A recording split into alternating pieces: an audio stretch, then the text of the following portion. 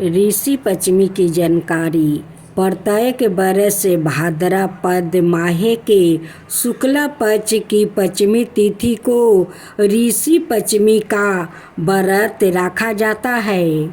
दीर्घ पंचांग के अनुसार इस साल 8 सितंबर 2024 को सप्ताह ऋषियों की पूजा आराधना के साथ ऋषि पंचमी मनाया जाएगा। यह विशेष पर्व ऋषियों की पूजा के लिए समर्पित है।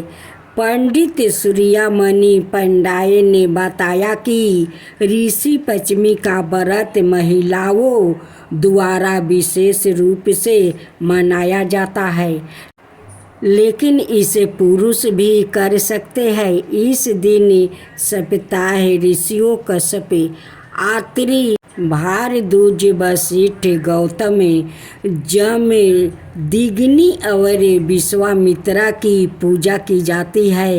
यह 7 ऋषियाँ ब्रह्मा, विष्णु और महेश के अंश माने जाते हैं। यही वेदों और धर्म शास्त्रों के रचयिता माने जाते हैं। माना जाता है कि इस व्रत को करने से सभी प्रकार के पापों से मुक्ति मिलती है और जीवन में सुख शांति आती है।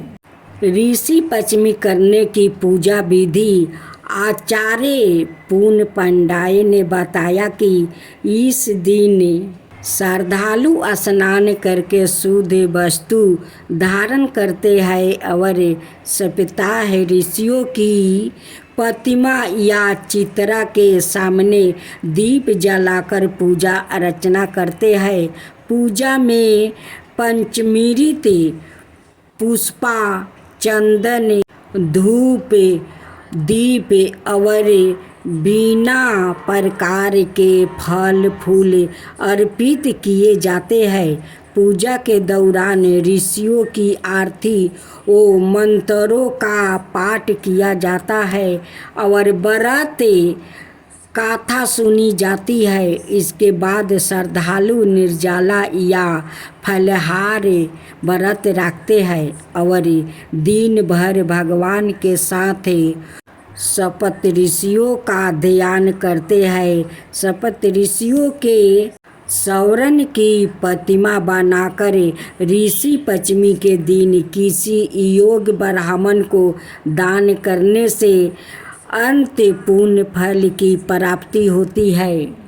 महिलाओं के लिए विशेष कई वर्षों से ऋषि पंचमी का व्रत रखने वाली गायत्री देवी ने बताया कि ऋषि पंचमी का व्रत विशेष रूप से महिलाओं के लिए महत्वपूर्ण माना मानता है कि इस व्रत को रखने से महिलाएं मासिक धर्म के दौरान अनजाने में हुए पाप से मुक्त होती है और उनके परिवार में सुख समृद्धि आती है।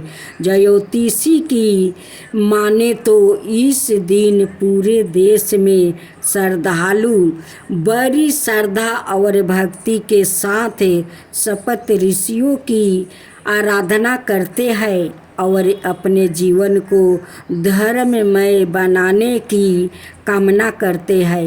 ऋषि पंचमी के इस पवित्र अवसर पर सभी भक्त जन अपने मन को पवित्र और सच्चे आस्था से ऋषियों की पूजा करेंगे और उनसे आशीर्वाद लेंगे।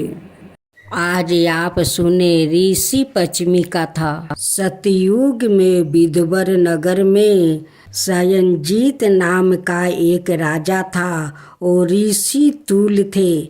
उसके राज्य में सुमित्रा नाम का एक किसान था।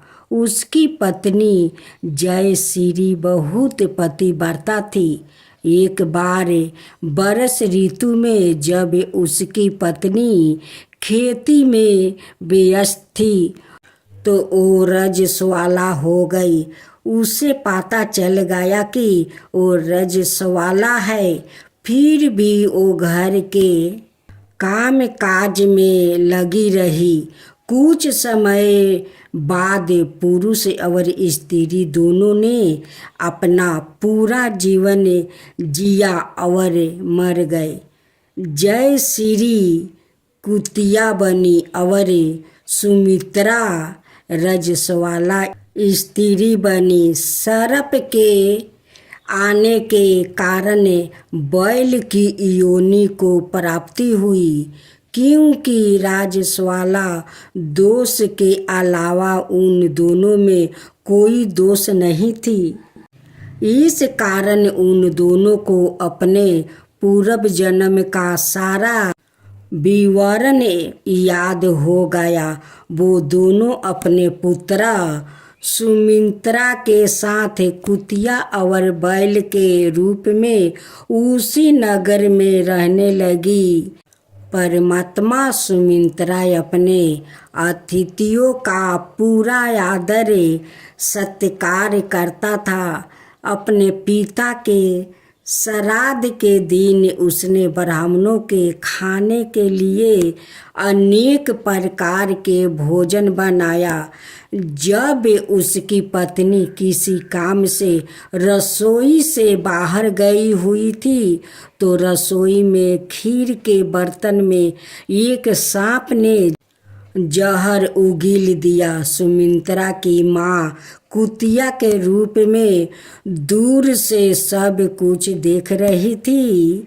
जब उसके बेटे की बहू आई तो उसने अपने बेटे को ब्रह्मा हत्या के पाप से बचने के लिए उस बर्तन में अपना मुंह डाल दिया। सुमित्रा की पत्नी चंद्रावती कुतिया के इस कीर्ति को नहीं देख सकी और उसने चूल्हे से जलती हुई लकड़ी निकाली और कुतिया पर मार दी। बेचारी कुतिया मार खाकर इधर उधर भागने लगी। सुमित्रा की बहू रसोई में जो भी बचा हुआ खाना यदि बच जाता था उसे कुतिया को खिला देती थी, लेकिन क्रोध के कारण वो भी बाहर फेंक देती थी। सारा खाए पदार्थों फेंकवा कर बर्तन साफ करके उसने फिर से भोजन पकाया और ब्राह्मणों को खिला दिया। रात के समय कुतिया भूखे से व्याकुल होकर अपने पूर्व पति के पास, जो बैल के रूप में रह रहा था, आई और बोली, हे प्रभु, आज मैं भूख से मर रही हूँ। यद्यपि मेरा पुत्र मुझे प्रतिदिन भोजन देता था, किंतु आज मुझे कुछ नहीं मिला। मैंने अनेक ब्रह्म हत्या के भय से सर्प विष युक्त खीर के बर्तन को छूकर उसे अभक्ष्य बना दिया था। इसी कारण उसकी पुत्र वधू ने मुझे मारा पीटा और खाने को कुछ नहीं दिया। तब बैल ने कहा, हे भद्रा, तुम्हारे पापों के कारण ही मैं भी इस योनि में आया हूँ और आज भार ढोते ढोते मेरी कमर टूट गई है। आज मैं भी सारा दिन खेत जोतता रहा। मेरे पुत्र ने आज मुझे भोजन नहीं दिया और मुझे बहुत मारा भी। इस प्रकार मुझे कष्ट देकर उसने इस श्राद्ध को निष्फल कर दिया। अपने माता पिता की यह बातें सुमित्रा सुन रहा था। उसने उन दोनों को एक ही समय में भर पेट भोजन करवाया था। उनके कष्ट से दुखी होकर वन की ओर चल गया। वन में जाकर उसने ऋषियों से पूछा कि किन कामों के कारण मेरे माता पिता इन नियम योनियों को प्राप्ति हुई। और अब उन्हें मुक्ति कैसे मिलेगी। सबरतामा ऋषि ने कहा कि उनके उद्धार के लिए तुम अपनी पत्नी सहित ऋषि पश्चिमी का व्रत करो और उसका फल अपने माता पिता को दो।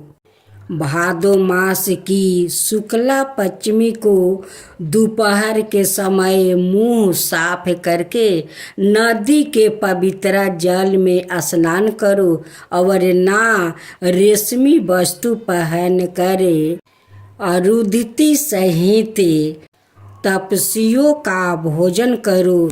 यह सुनकर सुमित्रा अपने घर लौट आई और विधि विधान से पत्नी सहित व्रत का पूजन किया। उसके पुण्य के प्रभाव से उसके माता पिता दोनों पशु योनि से मुक्त हो गया। अत जो स्त्री भक्ति पूर्वक ऋषि पश्चिमी का व्रत करती है वो सभी सांसारिक सुखों को भोग कर वैकुंठ जाती है। ऋषि पश्चिमी कथा दूसरा अध्याय। एक कथा के अनुसार एक बार राजा सीताश्वर धर्म का मामर जानने के लिए ब्रह्मा जी के पास गए और उनसे सभी पापों का नाश करने वाले व्रत के बारे में बताने को कहा। इस पर ब्रह्मा जी ने उन्हें ऋषि पश्चिमी व्रत के बारे में जानकारी दी और कथा सुनाई। उन्होंने बताया कि विदर्भ में उच्चतक नाम का एक सदाचारी ब्राह्मण रहता था। उसकी पत्नी का नाम सुशीला था और वो पतिव्रता स्त्री थी। उसके एक पुत्र और एक पुत्री थी, यानी कुल 2 संतानों थी। जब कन्या विवाह योग हुई तब ब्राह्मण ने उसका विवाह करवा दिया। हालांकि कुछ समय बाद उस पर विपत्ति आ गई और वो विधवा हो गई। इस पर दुखी ब्राह्मण चंपित ने नदी किनारे एक झोपड़ी बनाई और अपनी पुत्री के साथ रहने लगे। इसी बीच एक दिन कन्या सो रही थी, तभी उसके शरीर में कीड़े पड़ गया। उसने यह बात अपनी माँ को बताई। माँ ने यह बात अपने पति को बताई और पूछा कि उनकी पुत्री को यह दुख क्यों भोगना पड़ रहा है। उच्चतंग ने ध्यान करके पता लगाया कि पिछले जन्म में यह कन्या ब्राह्मण थी और राज सवाला होने पर भी बर्तन छूती थी। यद्यपि उसे यह जन्म उस पाप का फल भोगने के लिए मिला है, फिर भी उसने ऋषि पश्चिमी का व्रत नहीं किया। इसी कारण उसके शरीर में कीड़ा पड़ गया है। ब्राह्मण ने बताया कि रजस्वला स्त्री पहले दिन चंडालनी के समान, दूसरों दिन बर्मा घातनी के समान, तीसरे दिन धोबिन के समान और चौथे दिन स्नान करके पवित्र हो जाती है। यदि वो अब भी ऋषि पश्चिमी का व्रत रखे तो उसके दुख दूर हो जाएंगे और अगले जन्म में उसे अखंड सौभाग्य की प्राप्ति होगी। पिता का आज्ञा से कन्या ने ऋषि पश्चिमी का व्रत रखा। इससे उसके दुख दूर हो गया और उसे अखंड सौभाग्य की प्राप्ति हुई। ऋषि पश्चिमी कथा तीसरा अध्याय। एक बार एक ब्राह्मण और ब्राह्मणी संतान प्राप्ति के लिए सतप ऋषि का व्रत रखते थे और जब उन्हें संतान के रूप में एक पुत्री प्राप्ति हुई तो उन्होंने उसे भी यह व्रत करवाना शुरू कर दिया। इसके बाद उन्होंने उसका विवाह भी एक ऐसे व्यक्ति से करवा दिया जो उनके घर में जमाई बनकर रहता था। ससुराल और जमाई दोनों मिलकर खेतों में काम करने लगे। ब्राह्मण ने ब्राह्मणी से कहा कि उसके लिए खीर और जमाई के लिए लबरी ले आओ। ब्राह्मणी भी वैसा ही करने लगी। एक दिन जब ब्राह्मण को काम के लिए बाहर जाना पड़ा तो ब्राह्मणी भोजन लेकर आई और जमाई से कहा कि एक बर्तन में भोजन तुम्हारे ससुराल के है और दूसरे में तुम्हारा। यह सुनकर जमाई ने सोचा कि यह अपने ससुराल के लिए क्या लाई है जो उसने कह दिया कि यह तुम्हारा है और यह तुम्हारे ससुराल का है। दामाद ने अपने ससुराल का बर्तन खोला और उसमें खीर देखी। खीर देखते ही उसका मन ललचने लगा और उसने खीर खा लिया। जब ब्राह्मण ने आकर देखा कि दामाद ने खीर खा ली है तो वो क्रोधित हो गया और कुल्हाड़ी से दामाद के साथ टुकड़े कर दिया और उन्हें 7 अलग अलग स्थानों पर छिपा दिया। ब्राह्मण की बेटी का पति 3 दिन तक घर नहीं आया तो शपथ ऋषियों ने सोचा कि उसका व्रत तोड़वाना जरूरी है। इसके लिए उन्होंने अलग अलग जानवरों का भेष धारण किया और उसके टुकड़ों ढूंढकर उसे जीवित कर दिया। उसे यह भी कहा कि वो अपने ससुराल वालों के साथ ना रहे और उसने वैसा ही किया। वो अपने ससुराल वालों से अलग रहने लगा। यह सब उसकी पत्नी के ऋषि पश्चिमी व्रत की शक्ति के कारण संभव हुआ।